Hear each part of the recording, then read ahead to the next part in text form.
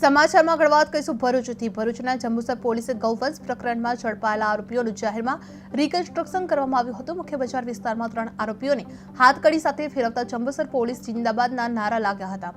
રફીક ગાંડિયા સહિત આછોદ ગામના અતલાહ ઉર્ફે અટો યુસુફભાઈ દસુ અને ફૈજલ સઈદ લાંગિયાને સાથે રાખી ઘટના સ્થળે લઈ જવામાં આવ્યા હતા। પુનર્વસ્ત રચના કરવામાં આવી હતી। આરોપીઓ ગૌવંશને કતલના ઈરાદે ફોર વ્હીલરમાં લઈ જતા હોવાનું સામે આવ્યો હતો। સમગ્ર કામગીરી દરમિયાન પીઆઈ વીકે ભુતિયા અને સેકન્ડ પીઆઈ આરએલ ખટાણા સહિતનો પોલીસ કાફલો જોડાયો હતો, જે જંબુસરમાં ગૌવંશ કેસમાં રિકન્સ્ટ્રક્શન કરવામાં આવ્યું હતું, જે હાથકડી સાથે આરોપીઓને બજારમાં ફેરવાયા હતા।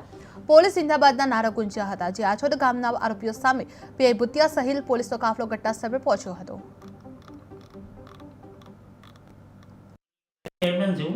અને અમારી ડેરીમાં અમારા સાહેબ બસડું દૂધ લેવામાં આવે છે, બહારનું દૂધ તો લેતા નથી અમે। અને અમારી મંડી બહુ રેગ્યુલર ચાલે છે અને આ ખોટા અફવાઓ કરી ખોટા કાવતરા કરીને અમારી મંડળીને બદનામ કરવાના કાવતરો છે।